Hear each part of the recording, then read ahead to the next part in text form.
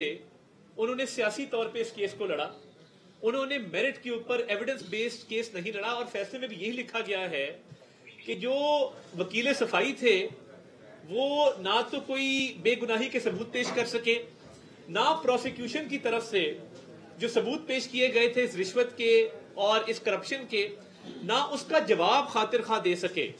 ये केस सियासी बुनियादों पे लड़ा गया, मीडिया पे लड़ा गया। आज भी मजहब कार्ड इस्तेमाल किया जा रहा है। पिछले 3-4 दिन से नाकाम कोशिश की जा रही है कि इस घिनौने जुर्म को मजहब कार्ड के पीछे छुप के छुपाया जा सके। अब मुझे ये बताइए, आप रियासत मदीना का नाम लेते थे, ये कहां का इंसाफ है कि आपने एक जब्त शुदा रकम जो बरतानिया की क्राइम एजेंसी ने आपको दी, जिससे जब्त किया आपने, उसी को वापस कर दी और उसके बस 25 करोड़ का जमान पार्क का घर लिया, 5-5 कैरेट की अंगूठियां ली, 200 कनाल जमीन ली और एक शैम ट्रस्ट मियां बीवी ने बनाया। ये कोई ईदी का ट्रस्ट नहीं था, छीपा का ट्रस्ट नहीं था, ये किसी मायनाज इदारे का ट्रस्ट नहीं था। ये ट्रस्ट जो है, जो ब्लैक मनी रिश्वत की ली गई थी, उसको वाइट करने के लिए, छुपाने के लिए बनाया गया था। अब कहा जा रहा है जी सीरत के लिए हमने ये काम किया था।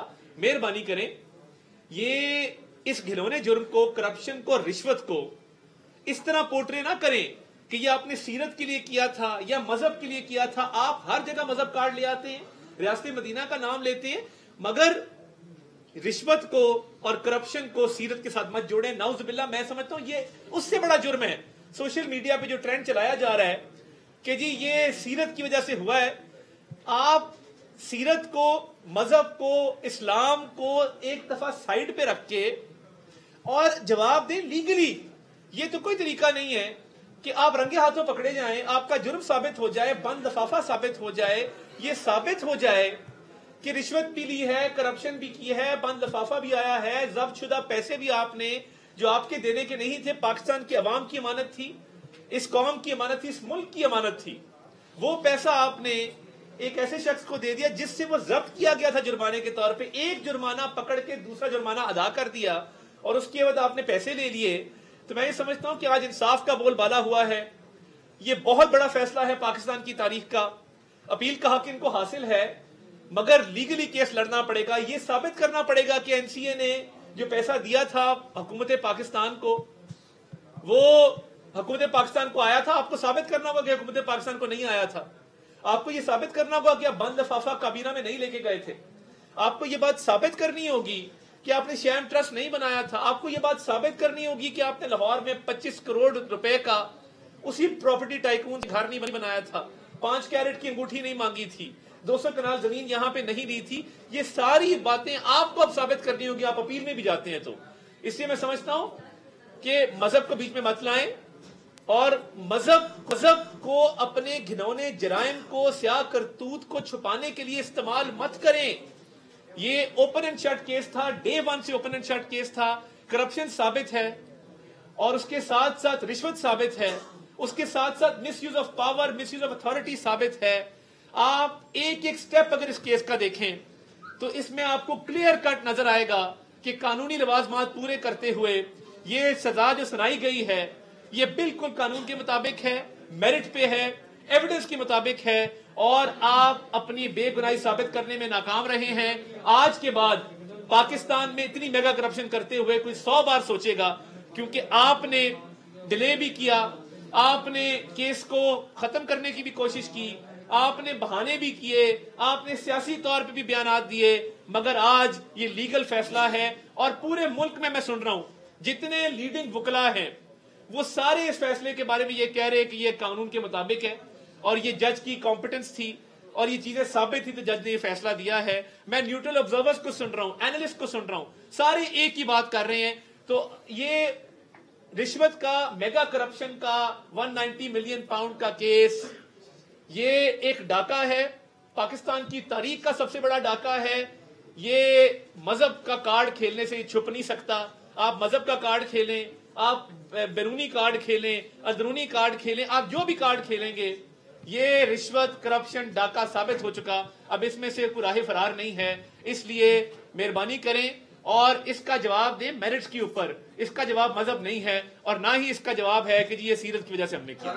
सवाल ये है आपसे कि वज़ीर कानून है आप, जी और पीटीआई वाले ये कह रहे हैं कि पहले मैं दो तीन सवालों का मैं जवाब दे लूंगा, मैंने फिर नमाज के बाद एक मीटिंग में जाना है, तो फिर अता साहब आपके साथ। अच्छा ये बताइए, आप वजीर कानून है, पीटीआई वाले ये कह रहे हैं कि ये केस तो इस्लामाबाद हाई कोर्ट में 3 पेशियों की मार है, और इससे पहले भी साइफर के केस में भी हुकूमत जो है या प्रोसिक्यूटर जनरल जो है वो एविडेंस पेश नहीं कर सके। तो क्या आप समझते हैं कि अब इमरान खान की जमानत हो जाएगी और वो रिहा हो जाएंगे इस केस से? जो बाद सज़ा ज़मानत के प्रिंसिपल्स हैं, जहाँ तक मुझे याद पड़ता है 14 साल सज़ा में ज़मानत as a matter of right नहीं मिलती। दूसरी बात यह है कि ज़मानत के लिए एक बाद सज़ा ज़मानत के लिए एक बुनियादी प्रिंसिपल वज़ा कर दिए हैं सुप्रीम कोर्ट ऑफ पाकिस्तान ने, कि वो कहते हैं कि आपने केस के मेरिट्स में नहीं जाना, सिर्फ फ्लोटिंग ऑन द रिकॉर्ड अगर कोई बिल्कुल ऊपर तैरती हुई कोई बहुत बड़ी कानूनी गलती नजर आ रही है तो उसको देखना है, और इससे ज्यादा मैं कमेंट नहीं करूंगा। मेरे ख्याल में ये बिल्कुल चूंकि आप वज़ीर कानून भी है, वज़ीर इत्तलात भी है, ये जो अलकादर ट्रस्ट केस का आज फैसला आया है, 3 दिन से जो सहाफ़ी जो खास तौर पर नून लीग की तरफ उनका झुकाव ज्यादा है, वो ये फैसला ऑलरेडी जो है वो टीवी पर डायरेक्ट अनाउंस कर चुके हैं, तो कानूनी हैसियत से आप किस तरह देखेंगे कि पहले से ही फैसला आया है? और वज़ीर साहब आपसे सवाल है, क्योंकि आप मीडिया को भी डील कर रहे हैं, तो क्या पैमरा इस तरह के साहब के साथ कार्रवाई करेगी? मैंने तो इसीलिए हमेशा एहतियात का दामन थामे रखा है, और आज भी ये बात कर रहा हूँ कि इस्लामाबाद हाई कोर्ट ने जब उस केस को देखना है तो फैसला उन्होंने करना है। मैं आपकी बात से भी मुत्तफिक नहीं हूँ। आपने बहुत स्वीपिंग स्टेटमेंट दे दी है कि फैसला अनाउंस हो गया और उसमें बता दिया गया। क्या किसी ने बैठ के कहा कि उसके कितने सफ़ात पे मुश्तमिल है, और क्या किसी ने कहा कि कौन कौन से ऑफेंसेस में सजा होगी? ये एक स्पेकुलेशन होती है। ये स्पेकुलेशन आप लोगों ने ही तरगीब दे के हमसे ये कहलवाते हैं कि आया इस केस में आप समझते सजा होगी, तो मैं अगर वज़ीर कानून कहूं कि सजा नहीं होगी तो फिर आप मुझे रगेदेंगे, आप मुझे सड़कों पे रगेदेंगे। ये फैसला जो भी आया, हमारे अदालतें और कोर्ट्स मौजूद हैं, आप लोगों ने भी नवाज शरीफ समय तमाम कायदीनों के बात का सामना करना पड़ा, जेलों में गए और जलावतन भी हुए। मेरा बुनियादी सवाल सर इसमें जो है ना वो ये है, एक तालीमी इदारा है, एक बड़ी यूनिवर्सिटी है, उसमें मैंने विजिट किया था, उसमें बच्चे जेर तालीम थे। अब हुकूमत ने कोई ऐसा कोई मंसूबा है कि ये तालीमी इदारा डैमेज ना हो, ये तालीमी इदारा मुतासिर ना हो? बिल्कुल डैमेज नहीं होगा। कोर्ट ने, जो मुझे जितना इस थोड़े वक्त में पता चला है कि कोर्ट ने कहा है कि उस इदारे को हुकूमत तहवील में ले, हुकूमत सूबाई या मरकजी जो भी फिर उसमें आएगी, सूबाई और मरकजी हुकूमतें अगर सैकड़ों यूनिवर्सिटीज़ मुल्क की और चला रही हैं तो वहाँ पे बच्चे पढ़ रहे हैं, वो क्यों नहीं चला सकती? लेकिन ये जो सारा कुछ किया गया, इसमें तकलीफ दे बात यह है कि इस तरह के मुकद्दस काम को, तालीम व तदरीस को इस तरह लिंक नहीं करना चाहिए था। मैं बरमला ये बात करता हूँ कि अगर हुकूमत की इतनी मुखालफत है उनकी शख्सियत के साथ, तो आज तक शौकत खानम की बंदिश के लिए या उसका केस क्यों ओपन नहीं हुआ? आज तक नमल का क्यों नहीं हुआ? भाई where there is a wrong there is a remedy. जहाँ पे जुर्म होगा वहाँ पे एक्शन होगा। तो ये बादियों नज़र में जब हुकूमत ने समझा कि ये पैसा जो है ये गलत तरह से डाइवर्ट किया गया, और जब रेवेन्यू रिकॉर्ड चेक किया गया तो उन्हीं तारीखों में 243 कनाल ज़मीन जो है वो फरा गोगी साहिबा को दी गई। उनकी जो वर्थ थी इनकम टैक्स के मुताबिक, रिटर्न्स के मुताबिक, वो इतनी नहीं थी कि वो 60 करोड़ 50 करोड़ की वो ज़मीन या 43 करोड़ की वो खरीद सकती। इसीलिए उन्होंने रिटर्न में उस ज़मीन का जिक्र नहीं किया। उन्हीं दिनों में ये ट्रस्ट बना। ट्रस्ट में पहले 2 ट्रस्टी और थे, वो निकल गए। फिर इसको वो लेयरिंग की गई। जुल्फी बुखारी साहब को ज़मीन पहले ट्रांसफ़र हुई, वहाँ से ये ट्रस्ट को आई, और फिर ये सारी जो तामीरात का खर्चा है वो भी बैरियर टाउन ने दिया। इसके जो फिक्सचर्स, कंप्यूटर्स, कुर्सियाँ, वो भी बैरियर टाउन ने दी। तो वो बड़ा खराइती काम करते हैं। लेकिन उससे पहले वो जो 59 अरब रुपया गया अकाउंट में, जो कि फिर सुप्रीम कोर्ट ने वापस भेजा, वो जुड़े हुए हैं ये दोनों चीज़ें आपस में।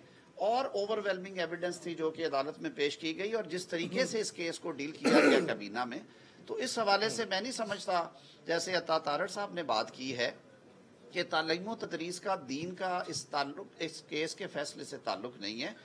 हर मुकदमा अपने मेरिट्स के ऊपर सुना जाता है और उसके फैसले मेरिट पे। जो एविडेंस आई है, गवाहान, मैंने जैसे शुरू में अर्ज किया, इनके पास बहुत अच्छा मौका था कि मेरे कई दोस्त जो अभी बात करके गए हैं, उन्हें जाना चाहिए था सफाई के गवाह के तौर पे कि जी हम काबीना में थे, हमने एक एक लफ्ज पढ़ा। मैं खुद काबीना में बैठ के, मेरे कुलीग मेरे साथ खड़े हैं, हम एतराज करते हैं, हम कई मामलात पे मैं ऑन रिकॉर्ड हूँ کہ حکومت کوئی اور فیصلہ کرنا چاہتی تھی. میں نے وہاں پہ کنونس کیا کہ یہ فیصلہ مناسب نہیں ہے, یہ ہمارے مفاد میں نہیں ہے, یہ لیگلی پاسبل نہیں ہے اور ہماری بات مانی جاتی ہے.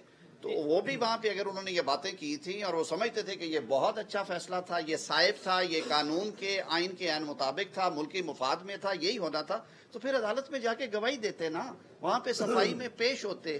ان کا نہ جانا بھی یہ پریزمپشن ہے کہ ان کے پاس کہنے کو کچھ نہیں تھا. بہرکیف کیونکہ معاملہ بھی جانا ہے ایپلیٹ کورٹ میں, یہ ایک بہت گھناؤنا کام ہوا تھا ملک کے ساتھ. اگر آپ والیوم دیکھیں تو میرے خیال میں ماضی قریب میں آپ کو یہ 60 ارب کے فگر کہیں پہ نظر نہیں آئیں گے, جو کہ ایکچولی موجود ہے. یہ نہیں کہ ہوا میں کہہ دیا جاتا تھا جی کہ یہ 16 ارب روپے کا یہ کر دیا گیا. وہ آشیانے کا ایک کیس بنایا, 60 لاکھ روپیہ 1000 روپے کے حساب سے ایپلیکینٹس نے وہاں پہ مکان الاٹ کرنے کے لیے 60 لاکھ روپیہ یا 6 کروڑ روپیہ جمع کرایا. 1000 روپے وہ بھی سرکاری اکاؤنٹ میں پڑا تھا. کہا گیا کہ ہزاروں لوگوں کے اربوں روپے شہباز شریف جو ہے حکومت اس نے برباد کر دیے. وہ آن ریکارڈ تھا, یہ میں کورٹ کے پیپر سے کوٹ کر رہا ہوں. تو اس میں تو وہ پیسہ موجود تھا.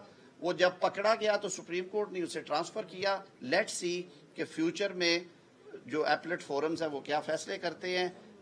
بطور ایک قانون کو سمجھنے والے کے یا قانون کے طالب علم کے طور پہ جتنا میں نے پڑھا ہے, this is an open and shut case. ایک نئی چیز آپ کے نوٹس میں دینا چاہتا ہوں, ضروری چیز ہے. جو ایسٹ ریکوری یونٹ تھا شہزاد اکبر صاحب کا, جس کو وہ ہیڈ کرتے تھے, اس کے دستاویزات ہمارے ہاتھ لگے ہیں, جس کے اندر اس کو ریکورڈ اماؤنٹ لکھا گیا ہے.